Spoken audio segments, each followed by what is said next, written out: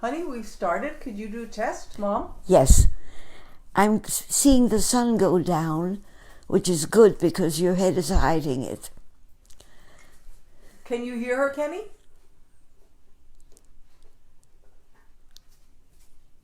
Ken? So this... She's quiet, Jody. She's too quiet. Mom, speak. Okay. Am I correct right now, or should I be a little louder? Am I clear? Kenny, can you hear her? Yes, she's too quiet, Joe. You know what? Okay. When you did it on the phone last time, it was too quiet, but when you did it on Facebook, it was fine. Can you switch to Facebook? I'm in Facebook. Yeah, the phone is loud. I hear it loud on the phone. Yeah, let me hang up on the phone. Sure.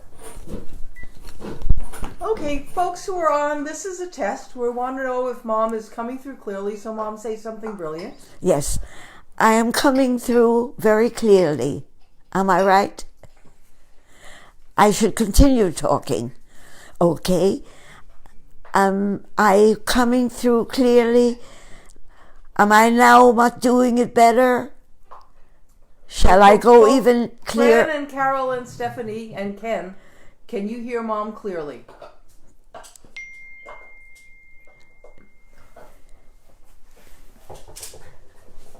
Talk, Mom, talk. Okay. Where is your phone? Your cell phone. My cell phone is right here on my pocket. Okay, just keep talking. Okay. I'm learning to be an American and always carrying a cell phone. Is it still too quiet, Kenny? Oh, it's good. Okay, we're good. Okay. Okay. Mom, it is a couple of minutes until you start. Okay. I want to say something about my cell phone. For years, I've not carried it and not looked at it and made believe it didn't exist. But I decided to be an American and to be able to hear people who not always speak on cell phones. I have to do the same thing. Okay, so your test is over.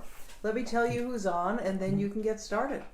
Okay. Fran Rosenberg and Oh, Carol great. Hodkin and Great. Stephanie Michelle Burgos and Janine Schultz and Ken Page, and that's it. Okay, Mom, you're on. Hi, and all of you, if you have comments, signal Joni to say them, okay? Okay. Can I begin? Welcome, everybody. And I'm going to be speaking so much about trees today because we're not showing you the tree yet.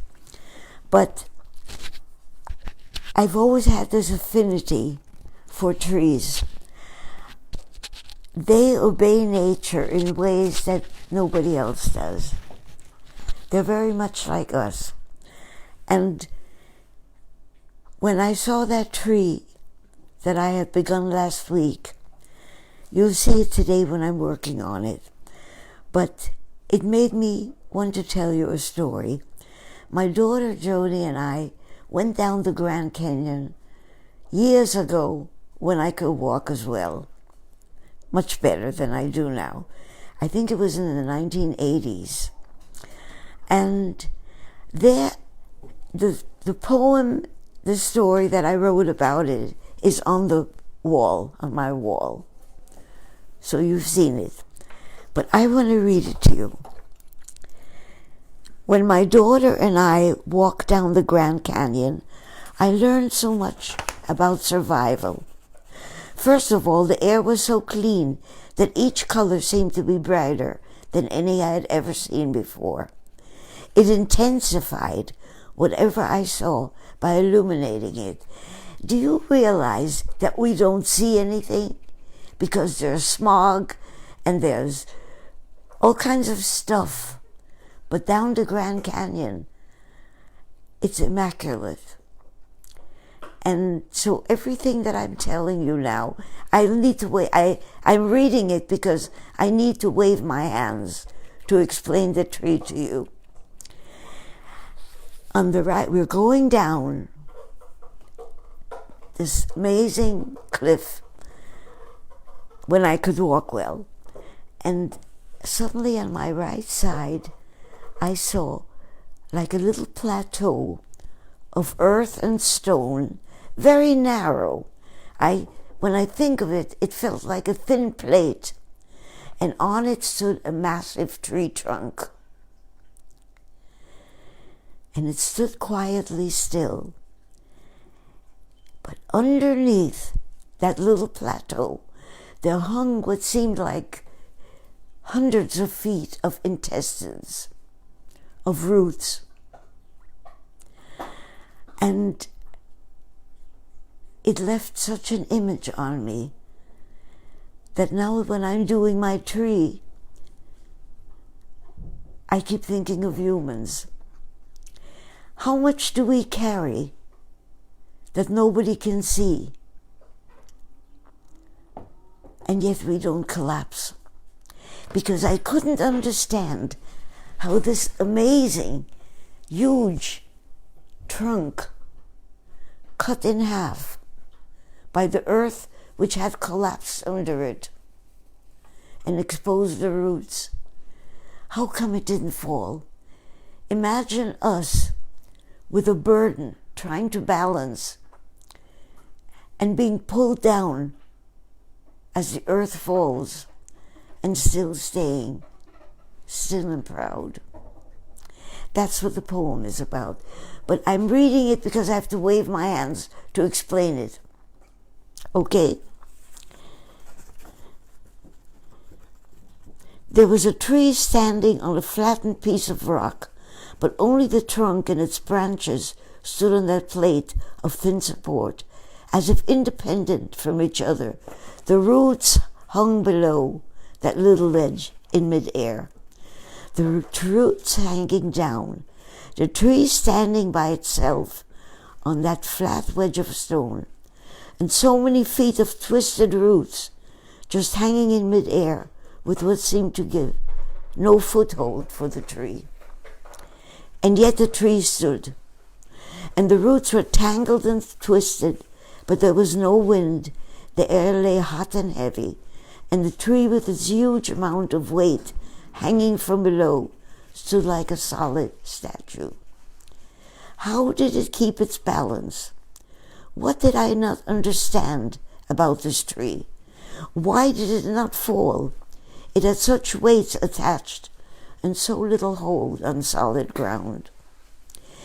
Years later, when I was counseling a young inmate at the prison in Ossining, also known as Sing Sing, he told me of his life experiences, of such bitter happenings, and yet he had survived them.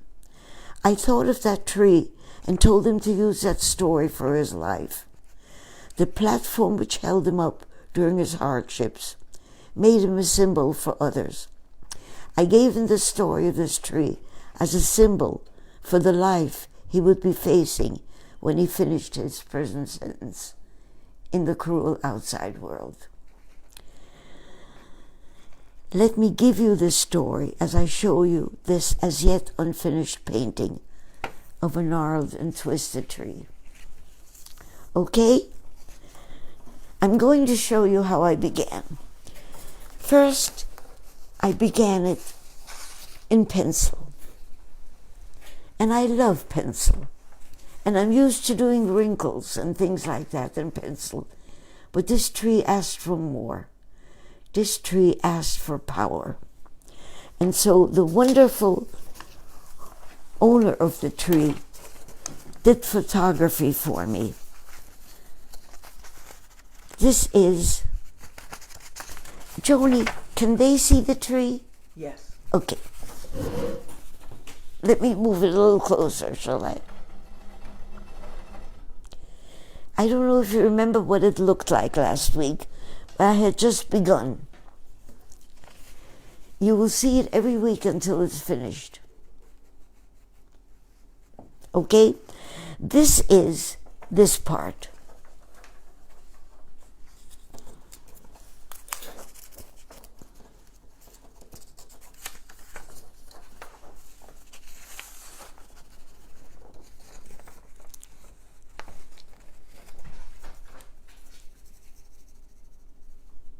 Okay?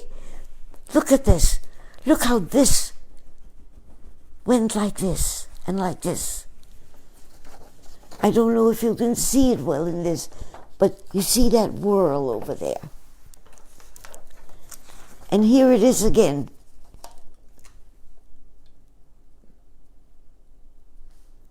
This might be better. Can you paint to it, Joni? Point to it. I can. She's pointing right here. Yeah. You'll see it clear when I put sky in back of it, which I will.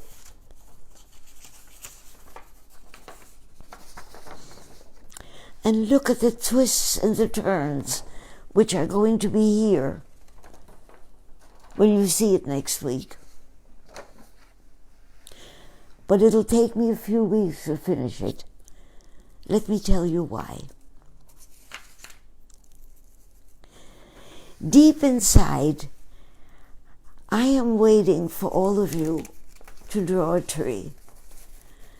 And if you can show it on Facebook to me, I'll criticize it, because it'll never be finished. There'll always be something to find. But I need to explain to you that I called the Red Cross many, many years ago, and I may have told you that already. But I asked if I could teach children to draw. I said I would only want to work with children who have nothing, if possible refugee children, because when I was a refugee and I couldn't speak English or Spanish in Panama, knowing how to draw made people like me. I would do drawings for them, and suddenly I had friends. And they said they don't work with children. But for the first time ever, and you may have heard this before, but it means so much to me, you may hear it again. The women in the Nassau County Jail were suddenly, through a wonderful woman called Hilda Liff, who, I believe it was her husband, who was a judge, and she was able to manage to get work for children, for classes for women in prison. And I knew they could never afford much, so I knew pencil and paper is always existing. So what I did, I picked up little branches that fell on the street, and I did this. Can you point at my finger? Otherwise, I could do it on the tree. Either way. Okay, then I'll do it on the finger. I took these little branches, and let's say there was a curve like this. So I said, do this curve with your finger, and then right next to it, do that curve with the pencil. And you see this curve over here? Trace it with your finger, and then do it here with your pencil. And I learned there is some connection between the finger doing something that connects to the brain, not the pencil. The pencil does not connect, but your actual finger does. Try it, you'll be shocked. Then again, the finger is part of my brain. The pencil is not. That comes later. Okay? So try it. I won't tell you the story of the woman again. I will at some future month. Should I tell you who's on? Yes. Okay. In addition to the people I talked about before, Greg Romer, Hernan Posa, Susan Goldstone, Tammy Smith, who says Happy Monday, Sandy Alzek, who says she, and Ishmael are fully vaccinated. Oh, I'm so glad. Lauren Raff, Joe Tripp, Jeffrey Kisman, Deirdre Romer, Rona Rosenberg-Freezer, and Johanna. Tammy Smith is watching. Mary McGowan Filer, Elena Taylor, who says, I love your tree. Janine Schultz says it's She was stunning. my art student long ago, and she's better than I am now. Martha Bilski says hi. Fran Rosenberg says, the trunk looks old and petrified, while the branches look vibrant and luscious. You're right, I didn't realize. Hardev Mangat is watching, Julie Williams is watching, and that's who's there today. Wonderful. Okay, I love you all. Incidentally, mentally, I know you're next to me. Just hearing your name. There must be connections. Okay, let me go back with this. What I did was, I love touching it. What I did was, I began to outline it. How do I outline it? I do it by the background. What I'm going to be doing afterwards is, as I keep on looking at it, I'll start putting in the sky and either work on this side or on this side. I don't know. I'll let the picture tell me. Now, there is a white fence in back of it. I don't know if that'll fit or not, but there's some red bricks over here. Probably that's a must. Okay, now I have to tell you of making do with whatever is available. In the old days, before I was 91, I would have taken my car, I would have driven over to the tree, I would have spent the day sitting there. I can't do that anymore. I can't drive. I don't meet people. I've quarantined myself because according to what I hear, if I get too close to anybody, or you get too close to me, outside it's okay, but what if I meet you walking to it?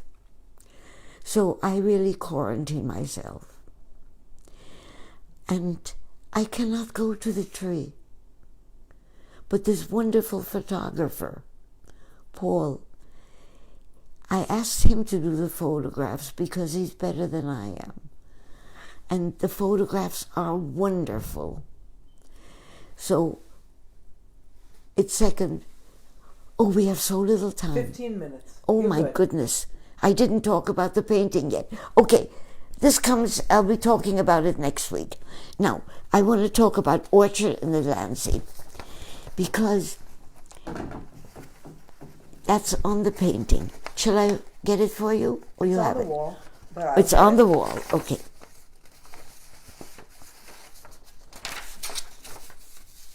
I have all the papers ready this time. The people in the painting, you can read all about them, but I want to talk about the people. Okay? Martin Pernera happens to be a symbol of what immigration is. When he came here, everybody said that America is a golden land. It was not for him. Where is he standing, Mom? Where is he standing? Mm-hmm. Right in front of the Blimpie, wearing white clothing. You see him? Mm-hmm. Okay. But he was such a kind and wonderful man. I'm going to read this part. He arrived, as he said, with one hand in front and one hand in back, with a borrowed amount of $200 to try his luck in what everyone believed to be the promised land. The beginning was hard, but he found that dream. The problems came with learning English. He arrived in New York City and met a friend who had arrived 20 days before me. He got a job with a friend at Blimpie's on 2nd Avenue and 96th Street. The first Blimpie he came in contact with. He shared a room with his friend. Somebody recommended another Blimpie, and he worked there with some other South Americans. He did the hard jobs that no one else was willing to do. 3 months later, the owner looked at his work and said, "You can be my manager." He became a manager. His boss had 3 different locations. Martin went back and forth to all of them. The owner of 2nd Avenue and 96th Street, Blimpie, offered him a partnership. By that time, he had $2,000 in savings because he worked from 14 to 16 hours a day and had no time to spend money. When he had time, he went to the movies and learned English that way. In September 1971, he used his savings and became a partner. He left because of a personality conflict. 3 weeks later, found a job with Child's Restaurant Company, who looked for any job. He'd be willing to do anything, and he became a dishwasher. But the manager saw that was not what he was for, and had him fill out an application for manager. He now owns Blimpie on the corner of Orchard and Delancey, bought with a loan of $10,000 from a friend. The reason I picked this story was because I'm an immigrant. We came to Panama as immigrants. My father was working for a relative, but hated working for a relative. So instead of that, he went to work in a milk factory, and he came home stinking of sour milk. On his apron and his clothes, immigrants will work for next to nothing. And that's why they are hated, because it's easier and better for you to hire somebody who's willing to work so hard. When I worked on the street, I heard that prejudice over and over again. Oh, they come from all other places and they take our jobs. People hire them instead of hiring us. There's a reason. I passed by some people who were getting a roof put up, and the owner said, they're all Mexicans, but I only hire Mexicans because they work in the greatest heat and ask for less money. Those were your forefathers who came to America. They worked for next to nothing. Anyway, how much time do I have? About 10 minutes. Oh, 10 minutes, good. Then I can begin to introduce you to my Panama. We had an uncle who came to Panama to build the Panama Canal. He worked for next to nothing. He worked. He worked in the heat, and he worked menial labor. And he earned enough by probably doing what Martin did, by going to the movies to learn English. And working such hours. Well, it turns out he loved drinking, and he saw that Americans loved to drink. So he ended up creating the Tropic Bar and Restaurant, and later on, Bill Gray's Garden. And he's the one who sent us visas to Panama and saved us from Hitler. And so I'm alive because of Uncle Max. And I'll try to show you pictures next week when I speak of Panama. I have to find them first. But my daughter's good at it, so I'm going to have her help me with it. But let me go back to Panama. Uncle Max ended up owning a wonderful place called Bill Gray's Garden. And he hired a Chinese family to run it, to run the restaurant part. To me, I called him Charlie, but part of the prejudice is to give people a name to cover everything. Chinese people were called Charlie. And it bothers me very much because later on, when I fell in love and married a man who had just gotten out of concentration camp, my husband Eric, and in concentration camps. They called all Jewish men Isaac and all Jewish women Sarah, and calling all Chinese people Charlie may have been the forerunner of degrading people. Anyway, he liked my brother and me, and he knew we were refugees, so he would keep on bringing us gifts of ice cream. He didn't bring a cup, he brought a carton, and Richie and I would sit down whenever we saw him coming with that carton with 2 spoons, and we ate straight from the carton. To this day, I eat from cartons. It gives me memories. I love cottage cheese with fruits for lunch. I eat them straight from the cottage cheese carton. There's something, it reminds me of Chinese people. You don't know where memories come from, but at the moment while we're picking Chinese people as enemies, after we picked Central Americans, and we always picked black people or people of color. Let me tell you what you're missing. All of you who only know people who look like you are missing the best thing in the world. You're missing friendships with the world. Why did I succeed in art? Because I have no prejudice. So I talked to everybody. And I was a friend of Jimmy Ruse, who I think is in there also, the guy with the umbrella selling ice cream or pretzels.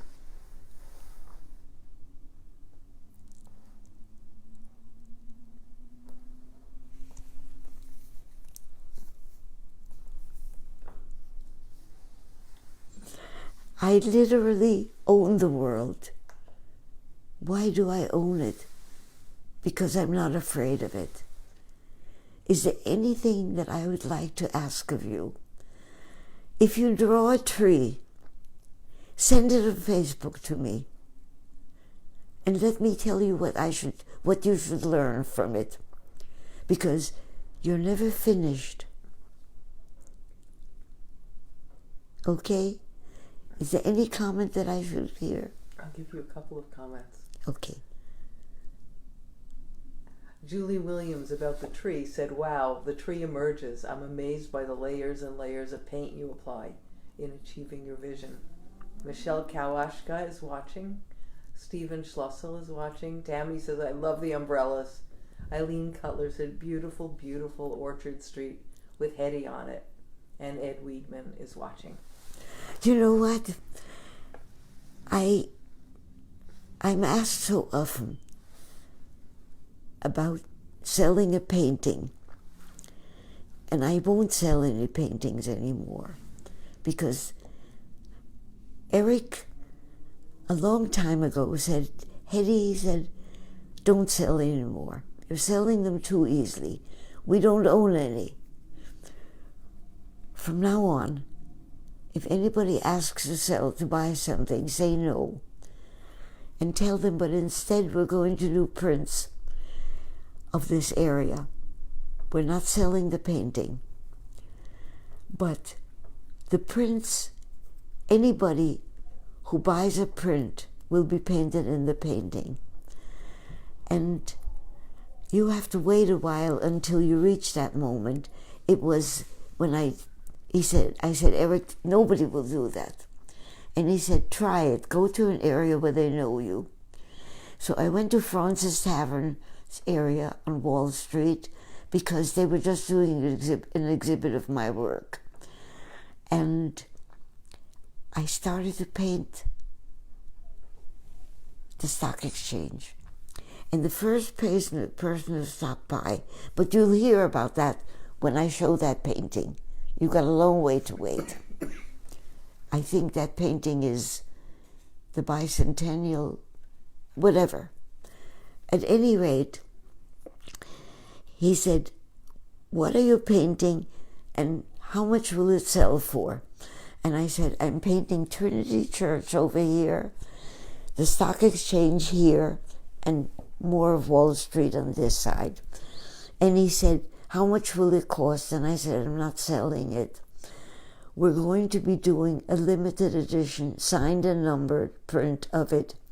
And whoever buys a print is going to be in the painting. And he said, I'll send a check down for it. And at that time, I didn't have a cell phone. So the moment I received the check, one of the people who worked for him gave it to me. I packed up and I raced to the nearest payphone. And I said, Eric, it works, it works, it works. You have to have patience, because when I show you that painting, that's one of the ones that's sold. And so you have to be patient, because for a long time, we're not going to offer them. We can't offer them because they're all in storage.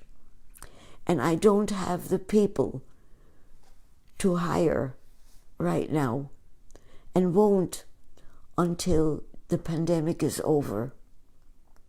Because I need us all to be isolated, not to destroy each other. Should I read you the last few comments? Yes, I'd love it. Deirdre Romer says, you're the best. Thank you for always teaching us to be our best selves. Laura Silver says, another gripping story. Thank you. Jessie Page says, I love you. And Laura Silver says, I have a new appreciation for blimpies. Oh, I love you all. Bye-bye. You are my street audience, which I can't have anymore.